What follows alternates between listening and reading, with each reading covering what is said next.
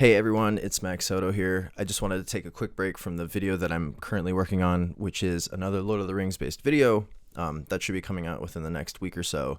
But I just wanted to take a quick break and react to the making of the first episode of The Rings of Power, which they kind of just snuck right underneath the episodes in Amazon.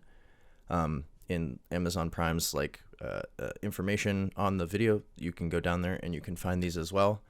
But yeah, I loved the behind the scenes of the original trilogy.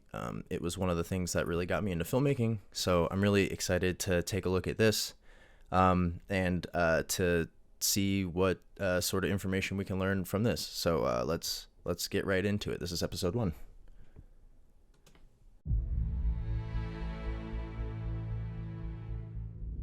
We left Valinor, our home, and journeyed. Okay.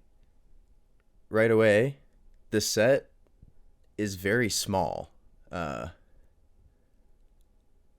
think compared to some of the Lord of the Rings sets that I remember seeing from the behind the scenes. This set looks like it's just the corner of a studio, or maybe even less than a corner of the studio. It looks like there may be other sets even in the background of that, which is interesting. This is like a tiny little set. So. To a distant realm. The first time we meet Galadriel. I will say, I know where Amazon spent their money. The visuals of the show do look really good. I thought that the cinematography was pretty decent, and the images itself, I mean, they look really good. So yeah, there's that. They did good in one aspect. Middle-earth looks pretty cool, so I'll give them that. It's in Valinor when she's a little girl. She has a conversation with Finrod, her brother. And after that conversation, we get into a big war. Galadriel is haunted by the mistakes that the elves made, but also this lingering fear that they didn't complete the task of ridding the world of the evil of Morgoth. But isn't she hunting Sauron this whole time? I guess sort of. Sauron could be linked to the evil of Morgoth the same way you can link anything that's evil to the evil of Morgoth, right? But so I'm kind of confused about that. And so she's been on a quest for over 1,000 years.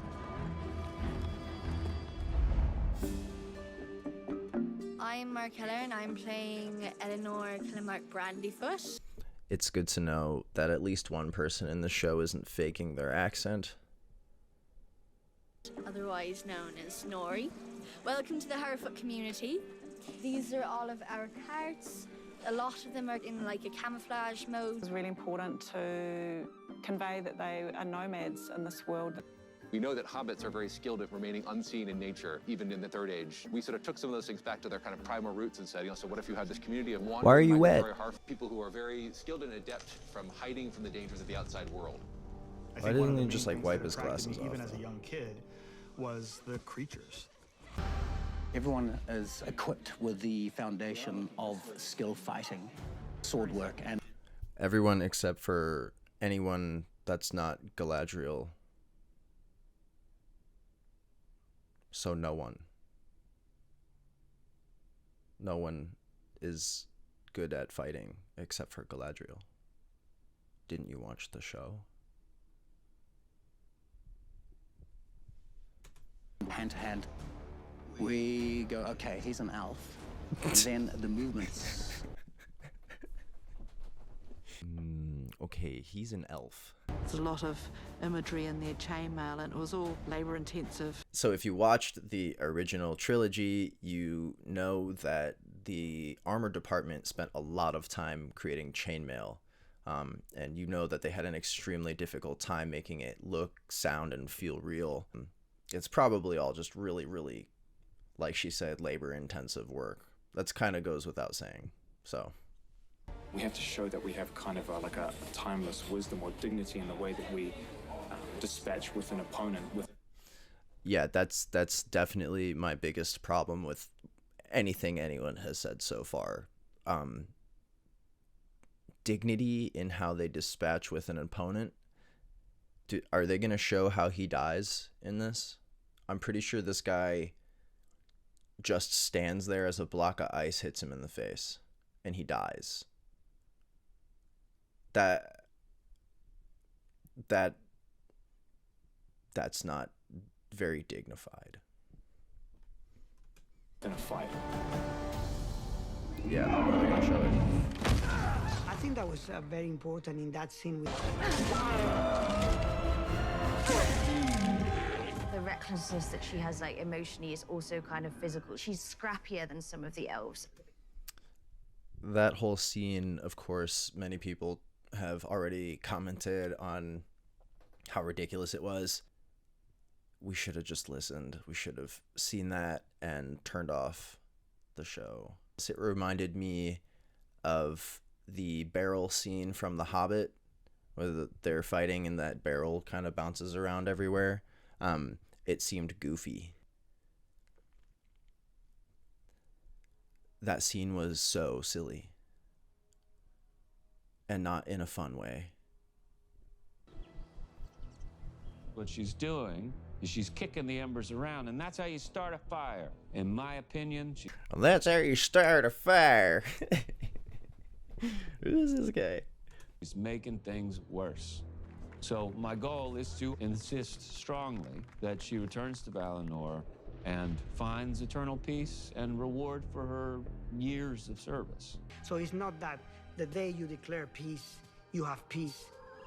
So you have your main hero choosing between light and darkness, and she chooses darkness.